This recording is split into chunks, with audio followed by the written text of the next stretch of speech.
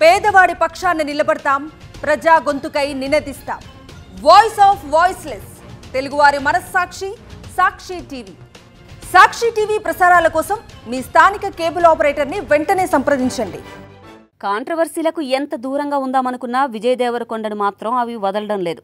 ఏదో ఒక విధంగా వివాదాల్లో చిక్కుకుంటూనే ఉంటాడు. ఇక త్వరలో తన సినిమా కింగ్డమ్ రిలీజ్ కానుండగా ప్రమోషన్స్ మొదలుపెట్టారు మేకర్స్. నిర్మాత నాగవంశీ సినిమా విశేషాలను ఓ ఇంటర్వ్యూలో షేర్ చేసుకున్నారు.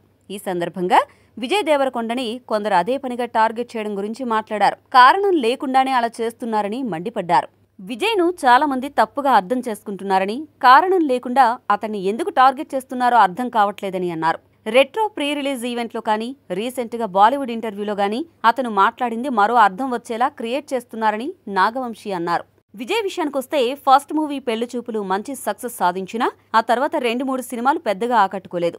ఆ తర్వాత వచ్చిన అర్జున్ రెడ్డి, గీత గోవిందం బ్లాక్ బస్టర్లయ్యాయి. మామూలుగానే విజయ్ కొంచెం యాటిట్యూడ్తో మాట్లాడినట్టు అనిపిస్తుంది. దీనిపై సోషల్ మీడియాలో బాగా ట్రోల్స్ వచ్చేవి. దీనికి తగ్గట్టు గత కొన్నేళ్లుగా తన సినిమాలేవి జనాన్ని ఆకట్టుకోలేకపోయాయి. మరీ ముఖ్యంగా తన గత సినిమాలైన లైగర్, ఫ్యామిలీ స్టార్ దారుణంగా ఫ్లాప్ అయ్యాయి. లేటెస్ట్ గా కింగ్డమ్ జూలై 31న థియేటర్స్ లోకి రానుంది. ప్రస్తుతం దీనిపైనే విజయ్ ఆశలన్నీ.